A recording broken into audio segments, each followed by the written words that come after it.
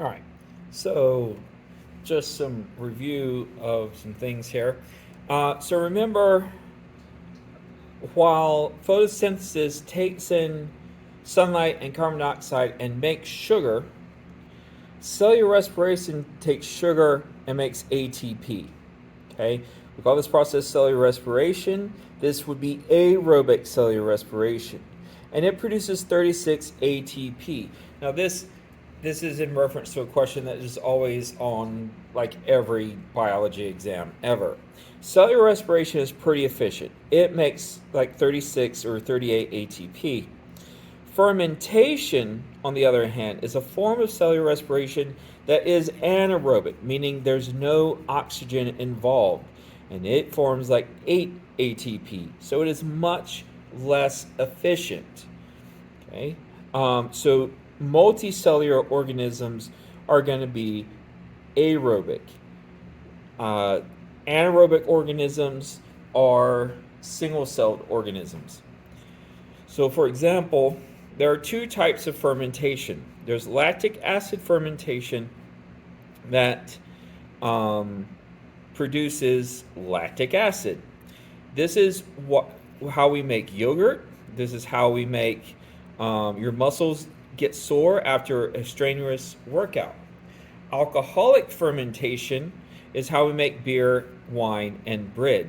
The yeast gobble up the sugars in the grape juice or in the bread dough, and they turn that into carbon dioxide and ATP. The carbon dioxide and alcohol, the alcohol bakes out of the bread, so you're never going to get drunk from bread, don't worry. And you're left with those little air bubbles from the CO2 that made the bread rise. Beer and wine, the alcohol is left because they're not baked. And the wine actually, eventually, when it gets to a high enough concentration, the alcohol kills the yeast and the fermentation stops. All right, DNA versus RNA. DNA is double-stranded, RNA is a single strand. DNA stands for deoxyribonucleic acid. RNA stands for ribonucleic acid. DNA has 4 bases: adenine, thymine, cytosine, and guanine. Adenosine always bonds to thymine, cytosine always bonds to guanine. RNA also has 4 bases. It has adenosine, uracil, adenosine. That's the same thing. I just spelled it wrong.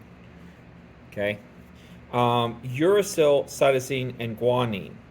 Now, the A is going to bond to the A in DNA will bond to U in RNA. G still bonds to C, C still bonds to G. A T in a DNA molecule would bond to an A in an RNA molecule. Okay? So that in RNA, uracil replaces thymine. DNA, again, is a double-stranded molecule, and you have base pairing that holds the 2 strands together: A to T, C to G, T to A, and G to C. RNA is single-stranded, and so, for example, the DNA might unzip, and then you might make an RNA molecule that can leave the nucleus. All right. So in the process of DNA replication, the DNA is going to unzip. So here it is unzipped. And then 2 new strands are going to build off of the template of the 2 original strands. When it's all said and done, you're going to have you're going to have 2 molecules of DNA. Each one has one of the original strands and one of the new strands.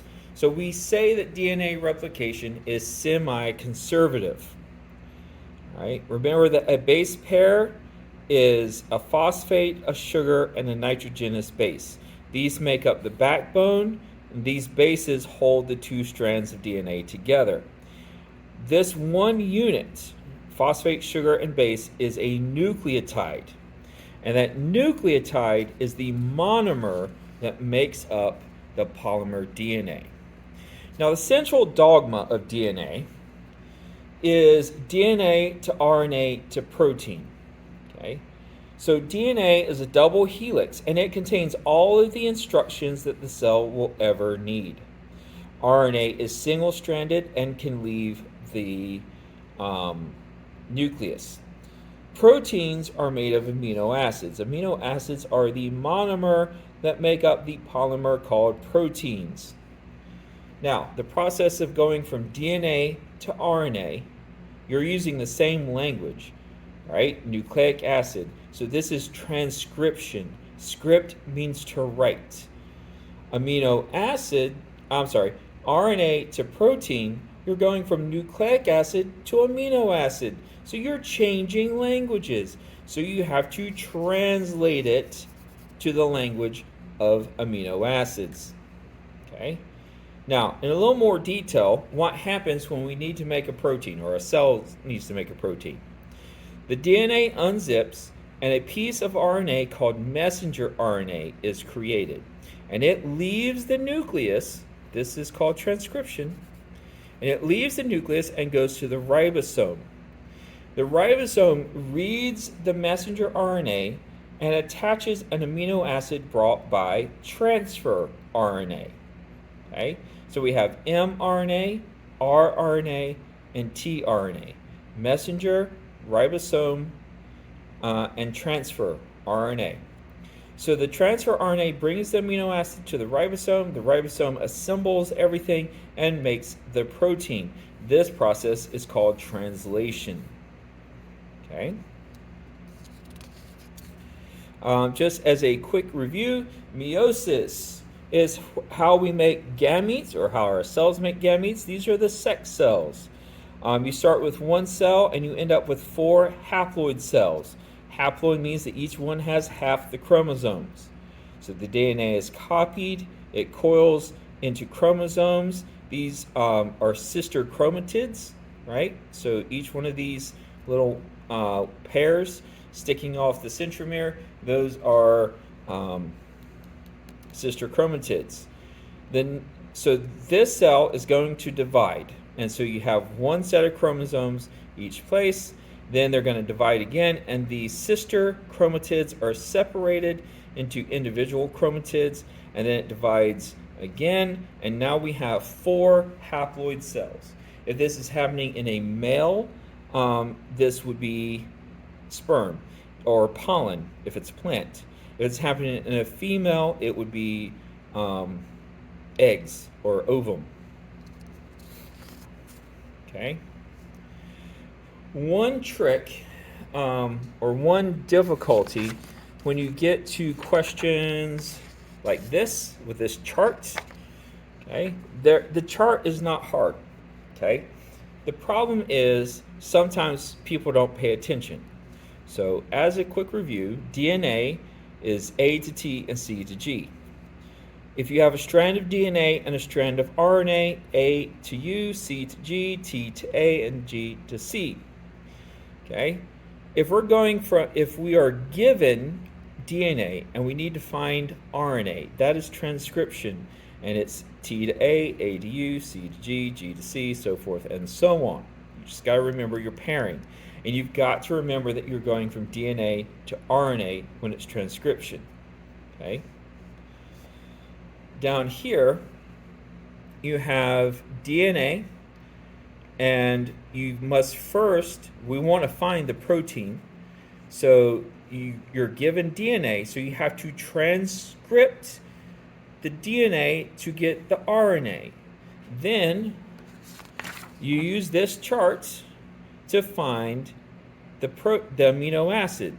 So for example, the first one is AUG. So here's my first one, A. See, it says first base, second base, third base.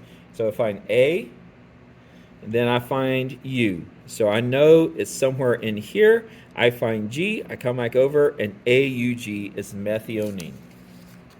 Okay? Sometimes, though, they won't give you the DNA. They'll go straight to RNA. And so you don't have to transcript, you only have to translate. And you do that the same way with the same kind of chart.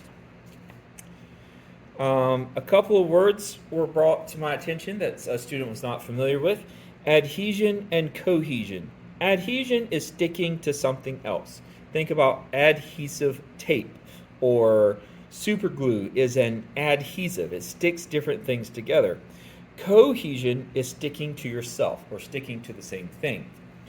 Water exhibits both adhesion and cohesion. Okay? This leads to capillary action.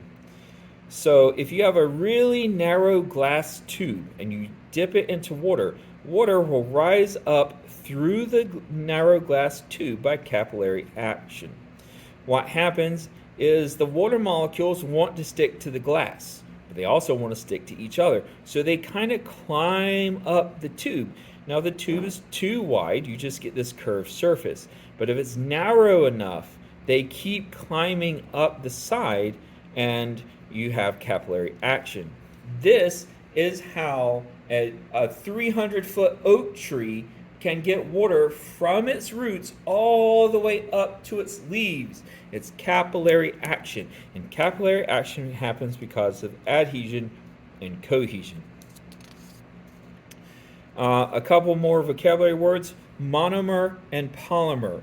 Mono means one, mer means part. Polymer, poly means many, mer means part. So monomer, one part. Polymer, many parts. Okay? Carbohydrates are a polymer made up of the monomer sugars.